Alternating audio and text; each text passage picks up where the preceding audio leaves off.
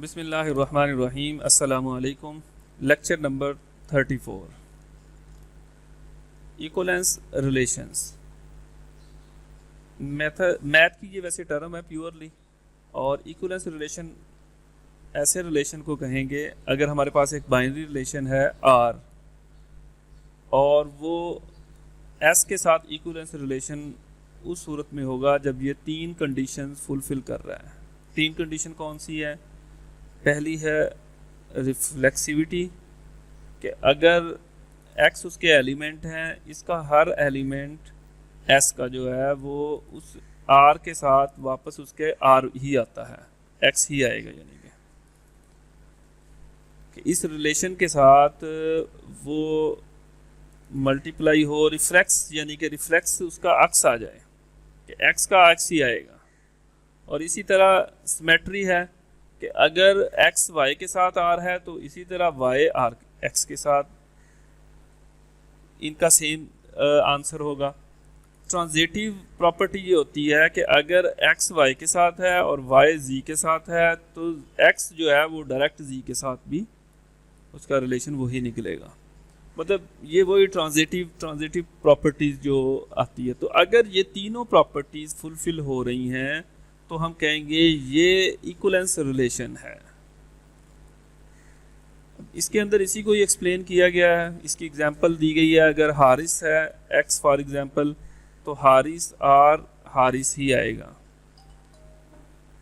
इसी तरह अगर हारिस और साद है तो इसको साद और हारिस आंसर आएगा, सेम है।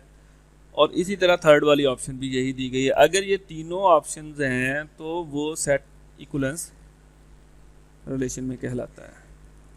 नेक्स्ट दिया गया जी डिसजॉइंट सेट। डिसजॉइंट सेट अगर इस इमेज को देखें तो इसमें मुख्तलिफ किस्म के सेट बनाए हुए हैं।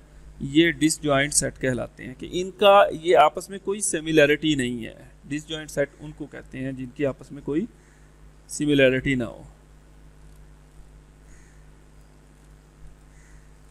Dynamic equivalence problem. अच्छा, इसको देखने के लिए हम ये टेबल देखते हैं कि हमारे पास अगर ये 6 पर्सन है और इसी साइड पे भी हमने इन 6 का कॉलम्स बना लिए हैं। अच्छा, अब इसका हारिस का अपने साथ तो रिलेशन है ही है। अगर हारिस का साद के साथ भी रिलेशन है तो ट्रू कर देंगे। अगर हारिस का अहमद के साथ रिलेशन भी है तो ट्रू कर देंगे। हारिस का इन तीनों के साथ रिलेशन नहीं है, कुछ भी नहीं लिखा, फॉल्स कर देंगे, कुछ भी नहीं लिखा। इसी तरह साद का रिलेशन इसके साथ भी है, इसके साथ भी है, अपने साथ तो है ही है, इसके साथ भी है। अहमद का किसी से नहीं है, अपने साथ डेफिनेटली होगा। कमर का, ये आसिम का अपने साथ और इसके साथ है। अगर ये चेक करना हो कि आसिम जो है वो कासिम के साथ रिलेट करता है या नहीं, या कासिम का कज़न है या नहीं, या ये दोनों एक फैमिली से बिलोंग करते हैं या नहीं, तो यहीं से ही इसका शो हो जाएगा कि अगर आसिम और कासिम का रिलेशन आपस में ट्रू है तो ये एक ही फैमिली से डिसीजन करना आसान हो जाएगा।